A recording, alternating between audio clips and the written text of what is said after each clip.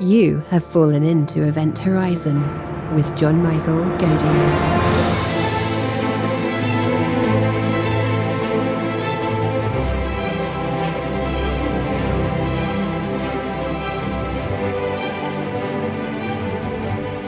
In today's episode, John is joined by Dr. Massimo Pascale. Dr. Massimo Pascale is a distinguished astrophysicist specializing in observational cosmology and gravitational lensing. He is currently based at the University of California, Berkeley. His research leverages cutting-edge telescopes like the James Webb Space Telescope to explore the large-scale structure of the universe, dark matter, and the Hubble constant.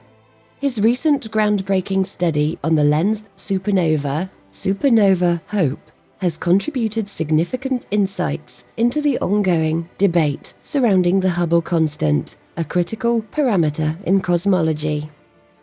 We're thrilled to welcome back porkbun.com as a sponsor of Event Horizon. If you've been listening to our show, you know we're all about exploring big ideas, whether they're out in the cosmos or here on Earth. And we know our listeners are full of amazing ideas too. Ideas that might just need a website to come to life. That's why we recommend starting your journey with Porkbun, named the #1 domain registrar for 3 years running from 2023 to 2025 by USA Today. Porkbun is refreshingly different from other domain registrars like GoDaddy, and people are making the switch. They offer over 500 domain extensions, from the classic .com to creative options like .tech, .space, and .cloud.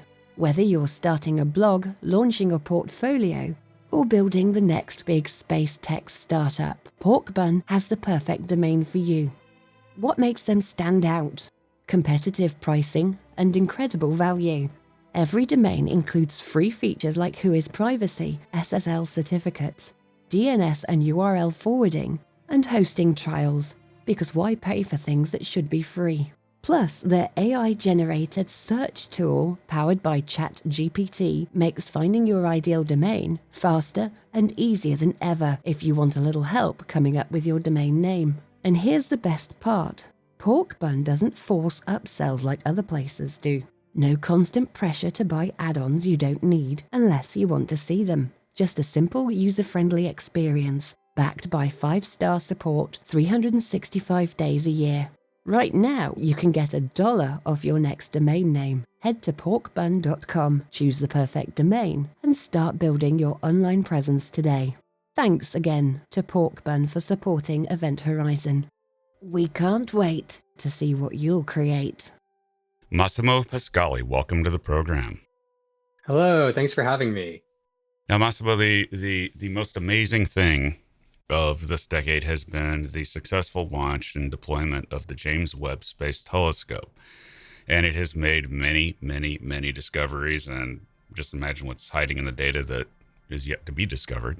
But perhaps the biggest yet is the observation of the H0 PEE, probably should call it Hope, because that's what it looks like, supernova. Could you give us an overview of what happened there? Where did this star explode, and what type of star was it, and all of that? Right, yeah. So I think that what makes this supernova so interesting, right, is that it's a gravitationally lensed supernova. I'll just give a quick overview of why that's so fascinating and why this is such a rare event for something to be lensed this way. So the concept of gravitational lensing dates all the way back to, of course, Einstein, who was the first one to correctly predict the idea that gravity should be able to deflect the path of light, right? This is actually how he confirms his theory of general relativity, is that he confirms that the path of light from stars behind the sun gets deflected. And so at the time, Einstein realizes that this light effect is actually quite interesting in that it acts as a lens. So if you have some massive object that's situated between you, the observer, and some more distant object that you'd be interested to observe, whether that be a star or a galaxy or what have you, the gravity from that intermediate object, that massive object between you, acts as a lens, and it deflects the rays of light from that background object, and it can actually focus them into these images. The same way that a magnifying glass focuses light and magnifies something, you actually magnify the light of this background object. And so because of that, this gravity, this massive object, acts as a lens that magnifies objects behind it. It's a natural telescope in the sky. And more so than that is that it can actually focus the light rays into multiple different places. So when you're the observer and you look up, you might see this background object, but it's appeared in multiple different locations and it's brighter than it would have been otherwise. And the trade-off is that gravity has sort of distorted what it looks like. And so you'll see these sort of arc-like shapes, which we refer to as multiple images of the same background galaxy in this concept that we call strong gravitational lensing. And so Einstein at the time, he sort of laments actually that you'll never be able to see this effect. He thinks that this is actually never going to happen, this multiple imaging. You'll never get a sufficiently strong, massive object, a sufficiently gravitational object for this to happen. It's not till later that Fritz Zwicky in the 1930s predicts that if you actually have a galaxy that's acting as your lens, you could observe more distant galaxies and that you can see this multiple imaging effect. And then about 30 years later, Sir Ralph Stahl runs with this idea and he says, okay, well, we know that we have these multiple images and the light rays from that background object that produce these multiple images, they actually traverse different path lengths in space-time. And so there should actually be an observed delay. So not only should you see multiple images of the same background object, not only should they be brighter than they would be otherwise, but actually if something were to occur in this object, you would see it first in one of the images and then later on in another one of these images. He referred to this as the time delay. And Ralph Stahl predicts that you could see a supernova go off. So the death of a star, basically, in these galaxies, if that were to go off, then that would allow you to constrain what this delay in time is. And so this idea that Ralph Stahl had, he thought that you could use it to actually measure the expansion rate of the universe because these light rays, they traverse different path lengths in space-time, and those path lengths, they're expanding, right? They're on an expanding universe. And so you can actually back out what the expansion rate of the universe is, the so-called Hubble constant.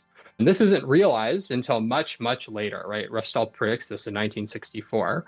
And it's not realized until 2015, where they see this multiply imaged supernova in Hubble Space Telescope imaging that they later dubbed supernova Ralph Stahl after the person who predicted this in the first place, and they measured the Hubble constant.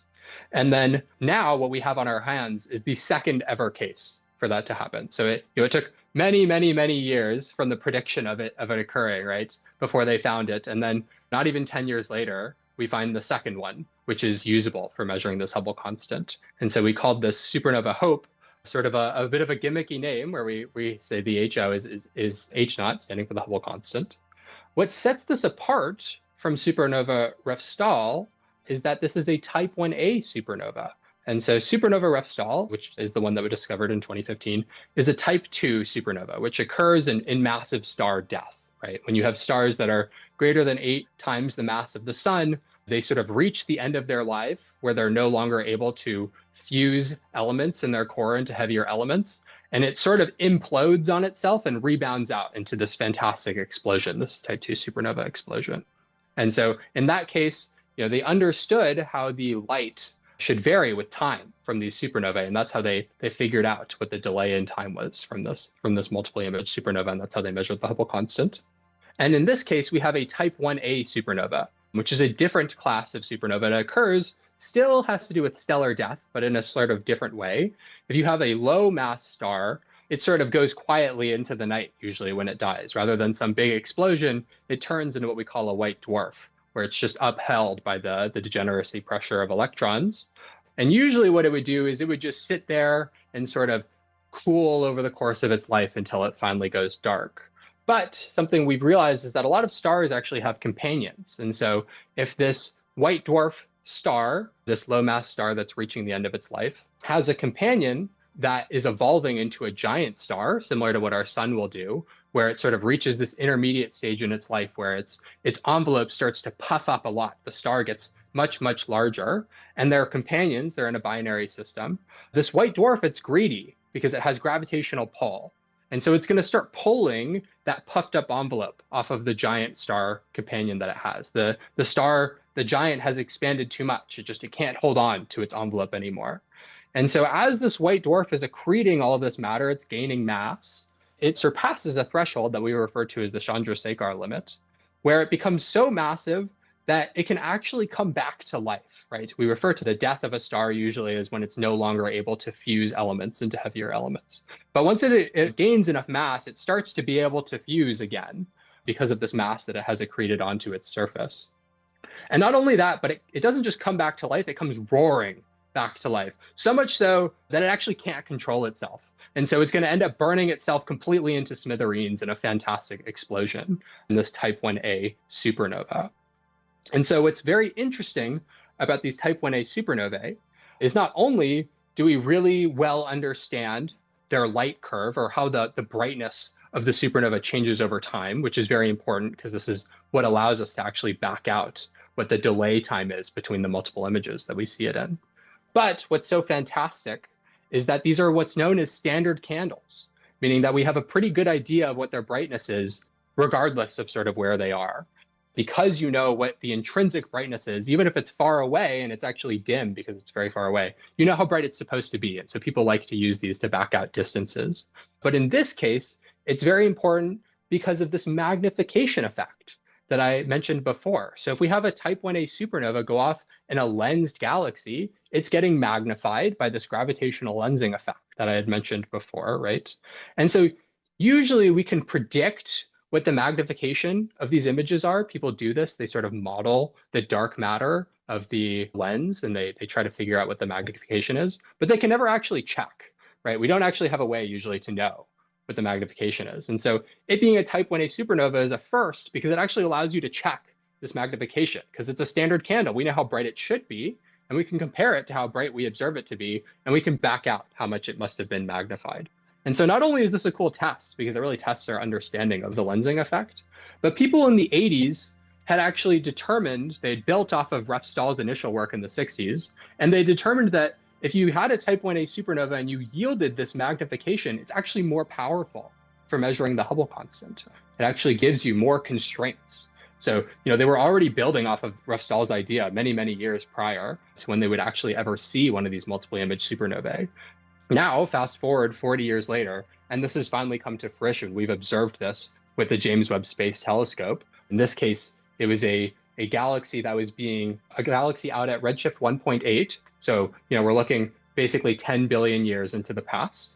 And that galaxy is being lensed by a massive foreground galaxy cluster. So these clusters of galaxies, which in total make up an incomprehensibly huge sum of mass, right? Something like 10 to the 14, 10 to the 15 times the mass of the sun is sitting in this galaxy cluster lens, which is lensing this more distant background galaxy that happened to have a type 1a supernova go off in it. And then we happened to look at it at just the right time, right? If we had looked at it a few months to a year later, we wouldn't have made anything out. We really got extremely lucky to be able to see this. And it was a really fantastic opportunity then to make this measurement of the Hubble constant. Serendipitous luck Yeah. of that magnitude. That's amazing. Absolutely crazy. Do you happen to know if Einstein lived long enough to see a picture of a gravitational lensed galaxy or anything like that? Likely not. I don't. I believe it wasn't until the 80s that these were first seen. Actually, I think when they first saw them, people didn't really know what to think. They weren't sure if it was something like really bright shock-heated gas that they were seeing in a galaxy cluster or something like that. But really, they were actually seeing this strong lensing effect. But maybe don't quote me on that. I'm not totally sure, but I don't believe he saw this. He lived to see this effect. Nor did Fritz Zwicky, if I remember correctly. Though, now we do it all the time. It's ever since Hubble, you can see these lensed galaxies and distortions. Now, what is in the foreground of the that's actually doing the lensing of the supernova you observed? Right. So this is the galaxy cluster, which we refer to as G165, discovered from Planck data, actually. So this galaxy cluster is something that is very near and dear to my heart. I've been working on it since about 2016. And as I mentioned before, it's massive, but it's not the most massive of the galaxy clusters. It's sitting about a couple times 10 to the 14 solar masses. And it's interesting in a number of other ways, which is why we wanted to look at it with the James Webb Space Telescope. Namely, we think that it's an ongoing merger cluster. You actually look at it, you can see two different sort of concentrations of galaxies on the eastern and western sides that are likely either moving towards each other or they've already kind of passed each other one time and they're moving away from one another. So we had been interested to look at this cluster because of this sort of this merging scenario, as well as the fact that it had a number of lens galaxies that we had already seen in Hubble Space Telescope data that we thought were interesting, that we thought were worth following up with James Webb Space Telescope and seeing at redder wavelengths than we were able to before. But little did we know that there would be a totally new discovery that would completely derail all of the plans that we had had for this cluster, right? We had selected this to be observed with the James Webb Space Telescope many years prior, more than 5 years prior, and we've been preparing for it. And that really all got completely derailed when we found this supernova, right? We had all these plans in mind for things that we were going to do, and then suddenly, this became the highest priority object, and we spent the next 2 years doing nothing but really focusing on it. Now, what's the time difference here? In other words, if you had been staring at that area of space and you saw the 3 points of the supernova appear, how much time would there be in between each of them as they appeared? Right. Yeah. So it appeared as this triply imaged galaxy, right? And so we saw 3 images of the supernova, and so the time difference is on the order of dozens to about 100 days between the images. And this time difference being large is very important, right? Because the way that we back out the time difference is we actually stare at the supernova a bunch of times. And so as soon as we knew that the supernova was there, we sort of immediately asked the JWST director team, hey, we need to look at this right now. We can't wait until the formal process of how you usually apply for telescope time, which is that everybody sort of does it on the same day. There's some deadline. Instead, we did what's called a director's discretionary proposal, where we say, hey, we don't have time to wait for this, actually. We need to start looking at this thing now. And what you do is you do multiple cadences of imaging. So you say, okay, well, I know the supernova is there. I have sort of one point of how bright it is along the evolution of its light curve, right? How its light changes with time. And if I can get a bunch of other data points, if I can look at it, a few weeks later or 2 months later, then I can get a very good idea of where it is in its evolution. And that's actually how we back out the delay between the images. And so this delay being fairly long is actually quite crucial because it allows us to actually do this cadence follow-up imaging. You can imagine that if the delays were of order, a day or two, which, sometimes that's the case if your lens isn't very massive, right? If your lens is an individual galaxy, sometimes the delays are on the order of days. You end up competing with this cadence, right? You can't look at it enough times to actually back out to the time delay to a reasonable amount of uncertainty, right? You end up with saying, oh, the time delay is 5 days plus or minus 4 days. And then that's not very useful to you anymore. And so it being sort of on the order of weeks to months was very crucial here for being able to measure out the Hubble constant with it. I love how Webb was designed from the outset, and I actually have had people from the Space Telescope Institute on talking about this, that they built in the ability to swing that thing around just whenever something like this happens and dynamically observe it. But were there any other telescope observations? Did you use any ground-based telescopes to add to the data set? Yeah, this is a very apt question, actually, because so the original plan was to use both Webb and Hubble to do it. And so Webb, has this fantastic ability to swing around. Hubble did have this ability, but Hubble's been having it, it's nearing sort of the end or the late stages of its life, and its machinery doesn't work quite as well as it used to. Because of that, we actually weren't able to use Hubble. We submitted it. We said, hey, we want to use Hubble as well to follow this up because it'd be useful to get sort of this shorter wavelength regime that Hubble is sensitive to and Webb doesn't have access to. And the team basically said, hey, we'd really love to do this, but we actually can't. We have to reject it because Hubble doesn't have this ability anymore. And so from the ground, luckily, what we were able to do is we were able to use the Large Binocular Telescope.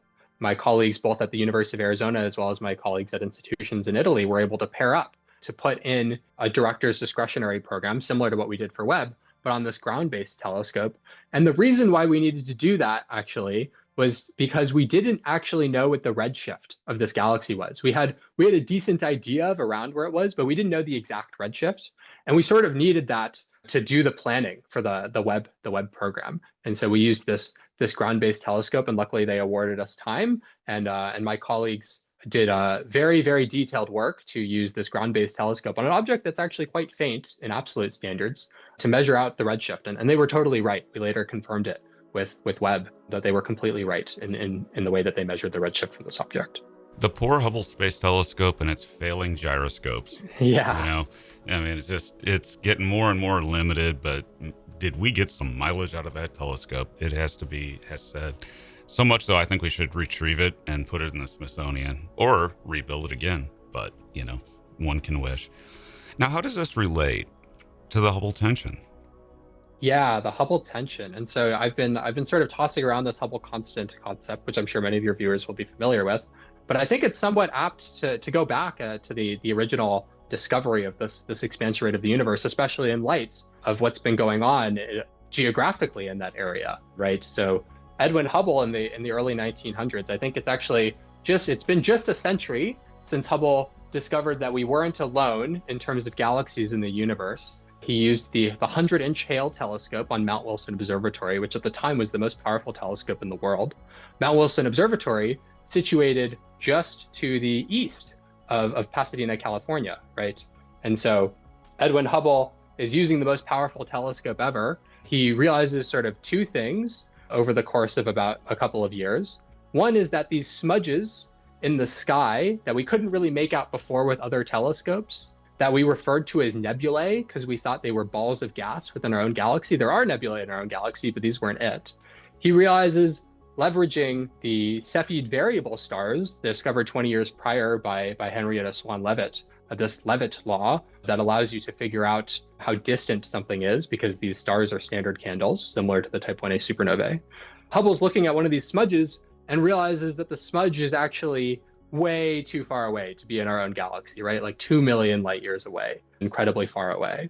And realizes that all of these things that we thought were nebulae, balls of gas sitting in our own galaxy, are actually other galaxies outside of our own, right? So this is a huge discovery already. But then Hubble decides to one-up it. He says, okay, well, now I'm going to do this for all of these different smudges. I'm going to find how distant all of these galaxies are. I'm going to look at their recessional velocity. This is sort of the redshift of their light due to how fast they're moving away. And what he realizes is that the things that are further away are actually moving away faster. And so what he realizes is that the universe is actually expanding. And so this ends up being captured by a cosmological parameter that we will name after Hubble. We call it the Hubble constant, which is the expansion rate of the universe at the modern day in some funky units that refer to how fast a galaxy is moving away if it's about a megaparsec away from us. And so I think it's quite interesting, actually. You can go to Mount Wilson Observatory. There's a museum there, and you can see all of these discoveries. And I encourage you to do it because, this really narrowly escaped all of the recent fires that happened in Southern California. And so I think it's, a really excellent time to highlight how important this was in history and that we've managed to protect this history despite, all of the catastrophe that happened there. And so fast forward about 100 years, and we're still arguing about what this Hubble constant parameter is. So Hubble at the time, he doesn't have really great precision on it. He's like, it's probably like 100 or something kilometers per second per megaparsec. Like I said, these funny units. And so today, we sort of have two major approaches to how this is measured, and whether or not, depending on the approach that you use, you either think it's like 71, 72, or you think it's like 68, right? And so the first approach, which gives you a value that's northward of 70, is that we use the so-called cosmic distance ladder. And so this is very similar to what I had mentioned before about using these standard candles. It's basically using something that we have a good idea of how bright it is and using that to back out the distance. And you sort of calibrate a number of these to each other. And so you build up a ladder of distances. And from that, you can back out the Hubble constant. And then the other way is to sort of do things in reverse. So whereas when we back up the Hubble constant with this distance ladder, we're kind of doing it at the modern day, right? We're seeing the galaxies that are we can see that are near us. What we actually do in this other method is we leverage the cosmic microwave background, which you can kind of think of as a snapshot or sort of a light echo of the very, very early universe, right around the beginning of the universe. And so what they do is they take that and then they use our understanding of the cosmological model. We call it the lambda CDM model, which is so far has been overwhelmingly successful, right? We believe we understand the cosmological model very, very well. And so they take this cosmic microwave background data and they forward that through the model to the modern day and they figure out what the Hubble constant should be. And then they get about 68. And so these are in conflict with one another. And I know that it doesn't seem like the numbers are very different, but if you take into account the statistics, they actually are quite different, right? That they're greater than 5 sigma tension between each other. So we're very confident, statistically speaking, that this measurement that we get from the local universe is very different from this measurement that we get based on findings from the early universe. And so there's sort of two scenarios here, right? Either one is that somebody has made maybe a mistake in their measurement, and or that there is some systematic offset that we don't quite understand yet. Or two is that indeed both are correct in their measurements, and that means that there is something wrong with our cosmological model, right? And so this would be a huge discovery to find that our cosmological model has failed in some catastrophic way to not predict these things to be the same. And it could be motivating the idea of sort of new physics being involved or what have you. And so there are a lot of people that are very interested in that. And so this defines the basis of our Hubble tension, right? The tension between these two Hubble measurements. And so both of these teams, right, whether you're using the local distance slider or using the cosmic microwave background, they're going to continue to improve their measurements. That's what they want to do. And the precisions are going to get higher and higher, and the tension's likely going to grow.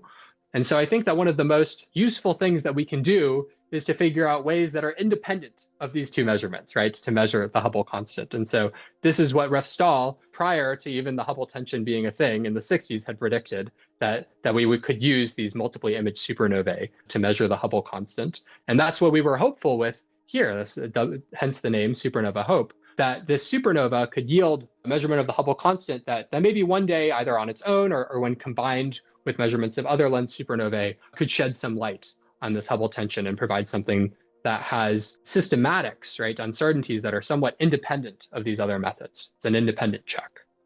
I absolutely love it when anything above 3 sigma comes up in one of my conversations. And when I start hearing 5 sigma, I'm like, ooh. And on top of that, things like new physics is always exciting when that raises its head. So what kind of distance are we looking at between us and that supernova? Yeah, so this supernova, right, is at redshift 1.8, which refers to when the universe was sort of 10 billion years younger. And that light traversed 16 gigalight years, right? That has a co-moving distance of 16 gigalight years away from us. So incredibly far away to our eyes, right? And slightly delayed between all of these different images. So I think it's kind of cool that this light took so long to travel, and yet this small difference in the path length caused by this gravitational lensing effect, this a couple dozen days to 100-day difference, is really making such a big discovery for us.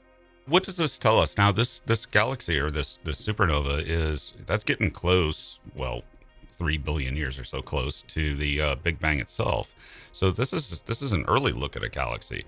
Is there anything about that supernova that is unusual as the universe is today? In other words, we look back and we're like, well, there were all kinds of weird stars, and things like that back then that don't happen now, and things like that, which is another thing that JWST is looking at.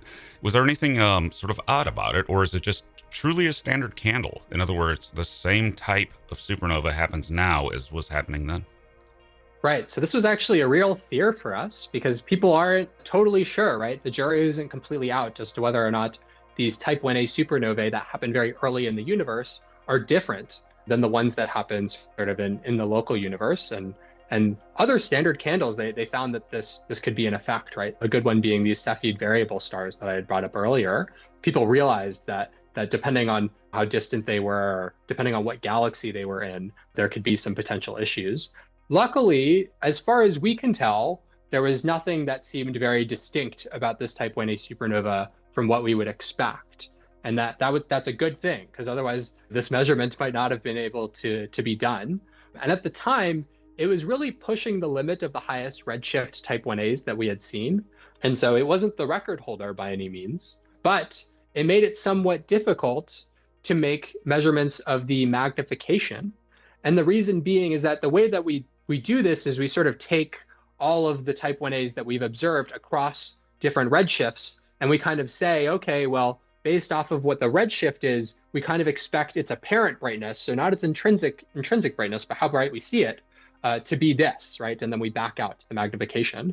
And when you look at the plot of all of the different apparent brightnesses versus redshift, we're at the end of the plot. And so that's not where you really want to be if you want to make a precision measurement. You want to be somewhere comfortably in the middle where you have lots of data points on either side of you to really be constraining where you are. And so this is actually something we had to take into account in this work, was that there is some sort of uncertainty that's just because we haven't had this many or that many supernova 1As at these high redshifts. And so luckily, as you mentioned, Webb has been doing great efforts to pick up more of these high redshift type 1A supernovae, and it's slowly filling it out. And so this is actually an area for improvement where we will be able to make an even more precise measurement in the future, because we have more of these type 1A supernova to really anchor some of our measurements to in terms of the magnification.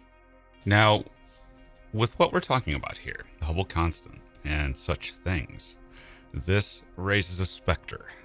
Dark energy. What does your discovery, is there any clues or any information on the nature of dark energy hidden within this? Yes. So I think that when it comes to these Hubble constant measurements, of course, there were some of the recent measurements out of things like the DESI collaboration that are stirring up a lot of things about our understanding of dark energy.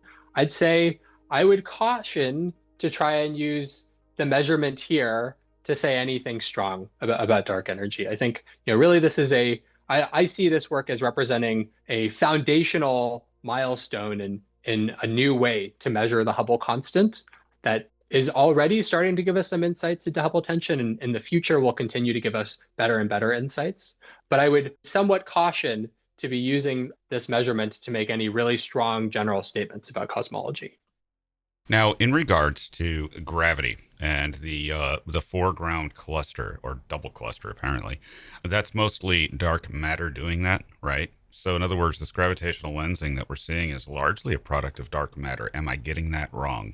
You are entirely right. Yes, it's primarily due to dark matter. And so this actually plays a big role in what our study was. And so I mentioned before that Refstal predicts that you need to know this time delay, right? The delay in the arrival time of photons between these multiple images. And we use the supernova to get that, right? But there's actually another piece, which I left out, which is that you need to understand the potential of the lensing potential. So you actually need an understanding of what that massive galaxy cluster is and how it's doing the lensing. You need both of these puzzle pieces to figure it out. And as you correctly pointed out, the majority of the mass in these galaxy clusters that's causing the gravitational lensing is dark matter.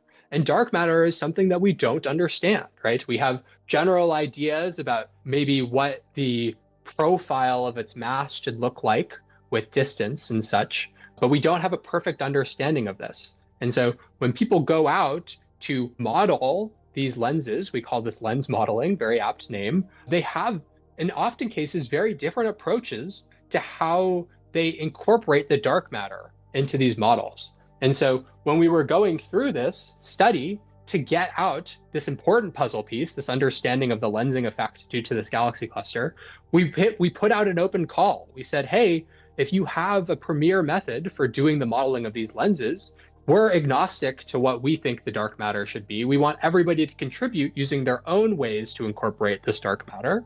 And then we're going to grade them, actually. So we're going to incorporate all of these models. And then we're going to say, okay, if your model does the best job of understanding what the magnification is, this rare quantity that we get because it's a type 1A supernova, then your model is probably the most correct in this case. And so we're going to allow your model to dictate this measurement of the Hubble constant more than, say, some of the other models. And so really this measurement ends up becoming some weighted sum of the predictions of the Hubble constant from 7 different ways to parameterize this dark matter, to understand this dark matter in galaxy clusters. And so this is a very key component, not only to our Hubble constant measurement, but it implies that further down the line, this type 1A supernova, this magnification that we measured, can actually become a very strict test of our understanding of dark matter, right? It tells us, that certain ways to understand this dark matter in terms of this lens modeling are performing better than others. And so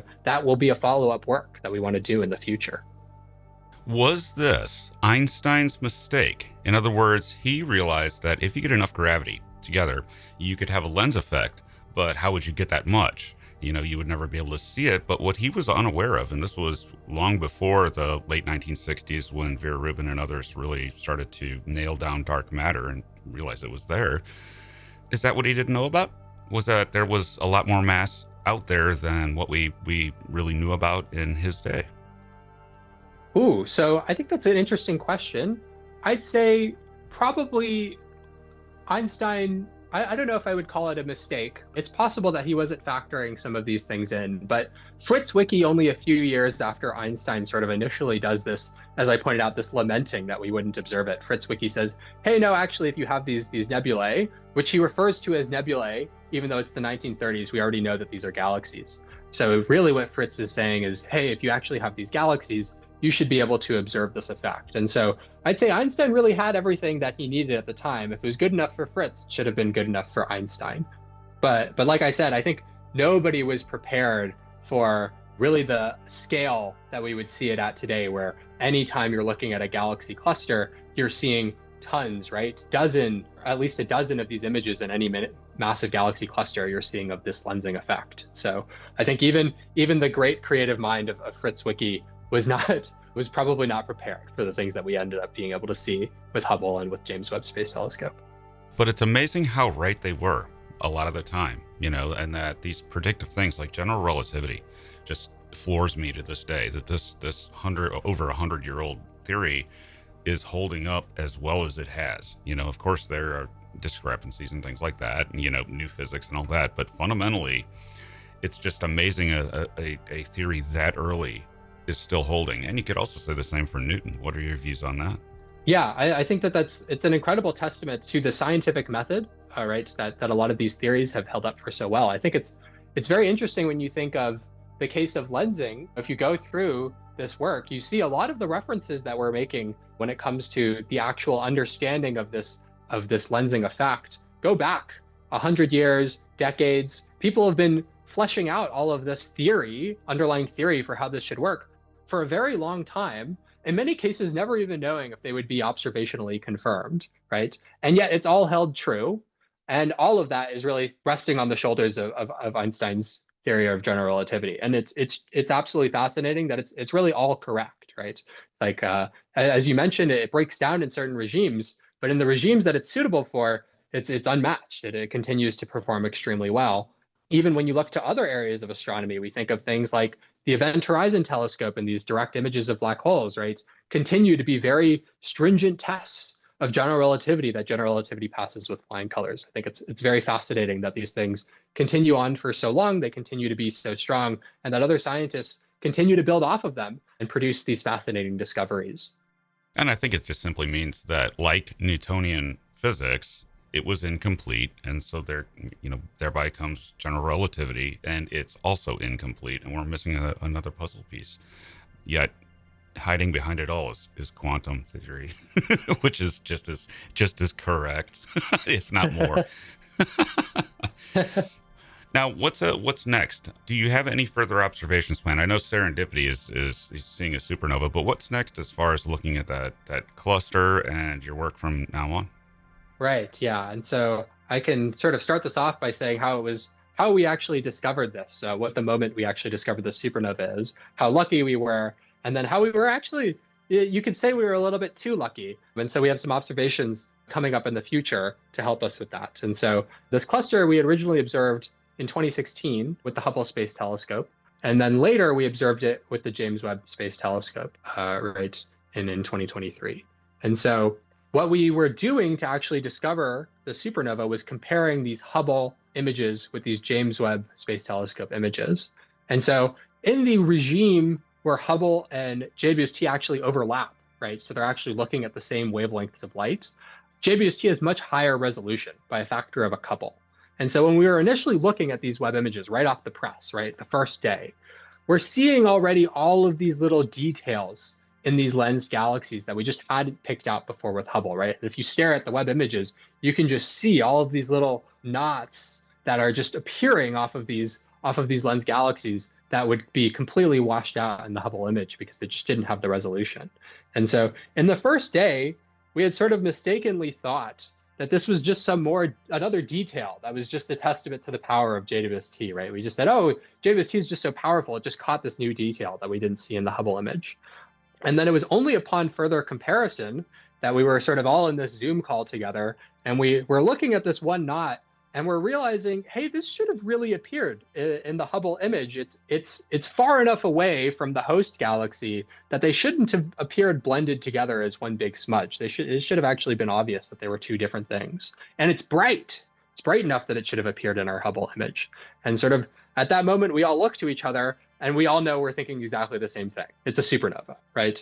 And so from there on, as I mentioned before, we did this director's discretionary proposal to look at it a couple more times and to see this supernova as it fades.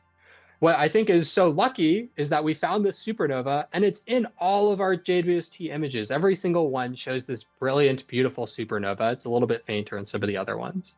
But we're actually almost too spoiled here because we don't have a single JWST image without the supernova in it. And you might be thinking, okay, well, why is that important? Why would you want it without the supernova? The supernova is the coolest thing in the image, right? But if you want to get very precision measurements of how bright the supernova is, it's actually very difficult because it has its bright host galaxy right next to it, right? So the galaxy that it exists in out at redshift 1.8, that's triply imaged by this galaxy cluster, is extremely bright. If you look at pictures of it, it's this sort of red ellipse that really just pops off the image. And all of that light contaminates and prohibits our ability to get very precise measurements of the brightness of the supernova. And so what you can do, a nifty way to get around this, is that if you have an image that has no supernova in it, you can actually just subtract the two images from each other, right? You get this difference image, and the supernova should just be the only thing left in the image, right? And then you get a perfect estimate of how bright this supernova is. And so what we asked this time through the formal process of applying for JWST time, as opposed to what we did before in the sort of director's discretionary process, was, hey, we expect that the supernova has pretty much completely faded now. You shouldn't see it in the JWST images. Can you get us a quick snapshot of this cluster again? And that way we can actually use it to get better constraints on the supernova. And we think the improvement will actually be a factor of 50%. And in an ideal case, that'll translate directly onto the precision of the Hubble constant that we measure. In reality, it probably won't do it directly. We'll probably get the Hubble constant maybe down to somewhere in the 5 to 7% uncertainty range through these follow-up observations. And so I think that's already very exciting. I'm somewhat waiting or holding my breath a little bit with the hope that we could get a second supernova observed in this galaxy or in another galaxy in these images with another set of follow-up. Every time you get to follow up on a cluster, you get another chance to maybe see a supernova. Likelihood speaking, we won't, but I'm somewhat excited that we might see another one. Who knows, right? And so there's a lot to still be coming out of this supernova, and there's a lot to still be coming out of this galaxy cluster in the future. So these distant lensed supernovas, what actually are the chances of actually seeing another one outside of just luck? I mean, are these things happening relatively regularly and we just miss them because we just don't have anything pointed at all parts of the sky at once? I mean, are they that rare? Right, yeah. So if we could be pointing at all parts of the sky at once, we would be seeing them probably more often.